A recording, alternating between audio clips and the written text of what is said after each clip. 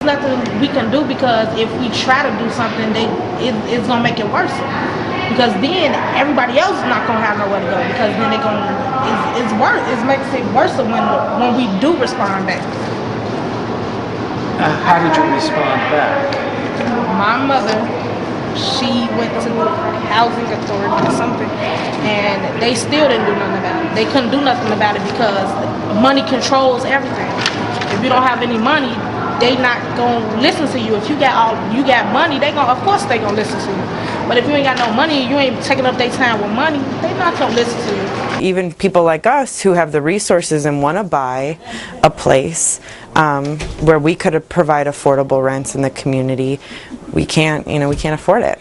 So I haven't been displaced. I've been lucky, but I've also not been able to do what I wish I could do in the community, which would be to use my resources to help fight gentrification. I lived in a neighborhood before. There was Western and Harrison, where the community was actually taken from the low-income black people and given to high-income white families.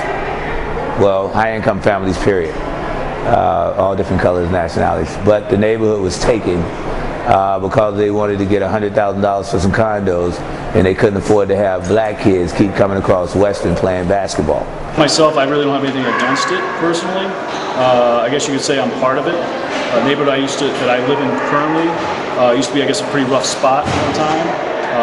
And myself, along with a lot of other people, have moved in there recently. There's been a lot of condo development, a lot of new homes built, new buildings, new businesses put into the area. It's been very much revitalized. So I guess you would call that gentrification. So no, I really don't have a problem with it, because actually I'm part of it.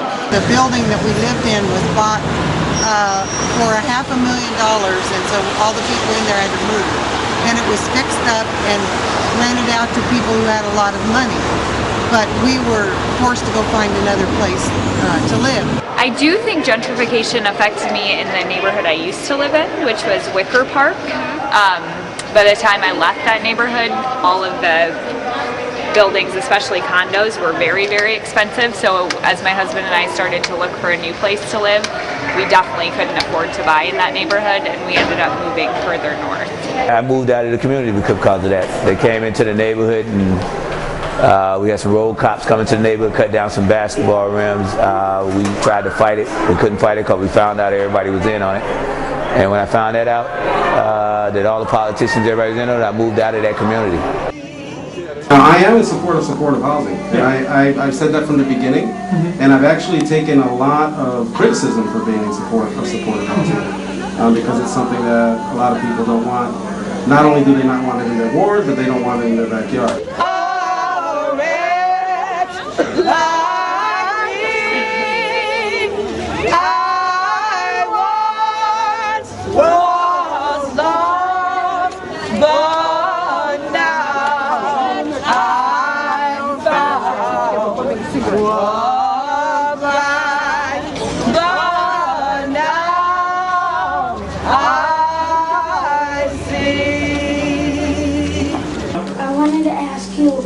Why didn't you guys have community meetings to be so the final answer or could be thought of by the community? So half of the answer could be thought of by the community. Well, we had a community meeting. We had almost 300 people there. We had lots of different people give lots of different ideas of what could be used on that site. Some of them were supportive housing, but other ideas were veterans housing, were artist lofts. Somebody brought up the idea of having a hotel. So what we did is we opened it up to anybody who wanted to submit a proposal for that building to submit a proposal. It would provide affordable housing for residents that are increasingly challenged to maintain their housing stability. By enabling people to stay in their neighborhoods, we're helping to maintain the diversity and social fabric of the community. If you were in support of supportive housing, how come you didn't read? My understanding is that you didn't get around to reading the proposal, so I'm wondering what then was the extent of your support and your leadership? Well, I'm aware of the components of both of the proposals, and it's by design that I don't read the proposals. If you talk to the Department of Planning, they intentionally don't give the copies of the proposals to the aldermen to avoid any political influence. And so one of the things that I did to ensure that Humboldt Park Social Services and Brinshore Development both got a fair shot at this proposal was for them to submit their proposal without my interference to the Department of Planning. The Department of Planning then reviews it with the Department of Housing, with their financial people. They also look at it, they do a cost analysis on what's being proposed. Now, one of the things that they do with me is after this is all said and done, is that they come to me and they give me a recommendation. And based on that, and part of that recommendation includes a really strong rationale why they're going to choose one project over the other. A building for all! A building for all! All right, so hopefully the alderman is listening. I allowed the process to take its course. I didn't say, no, I don't want you to do supportive housing. I want you to make sure that the artist housing becomes the leading proposal.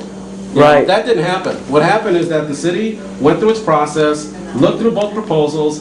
I didn't get involved. Ray, read the proposal! Read them! For once in your life, read the proposal, Ray! Actually, I have a copy of the Brinshore proposal, and I have a copy of the, other proposal, but I just got them. And that was after the process was already complete and planning had made the recommendation. A lot of people think that gentrification, it's just something that happens, it's the way it is, and it's just like a natural part of life. But actually it's not. Actually, there are government decisions and policy decisions that get made that either keep gentrification lower or make it increase. And a lot of why we're having to struggle so much is that a lot of bad decisions have been made. Do you plan on supporting the Artist Loft space if the Planning Commission? That's what they're recommending, and so I'm going to go along with their recommendation. A two-bedroom unit would cost $1,250. Is that affordable?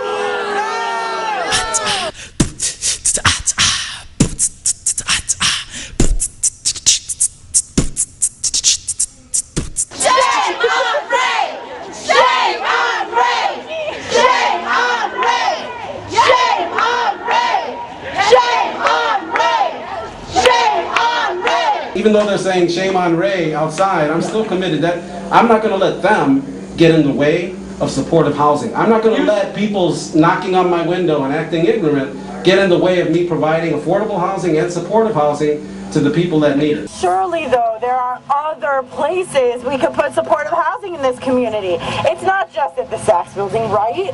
The answer to your question is actually no. There is no other building in the Logan Square community that has the space to build 47 new units of affordable housing. Room for a community center, so close to transportation. There is no better building than the Saks building. And trust me, the city of Chicago is very interested in doing supportive housing here.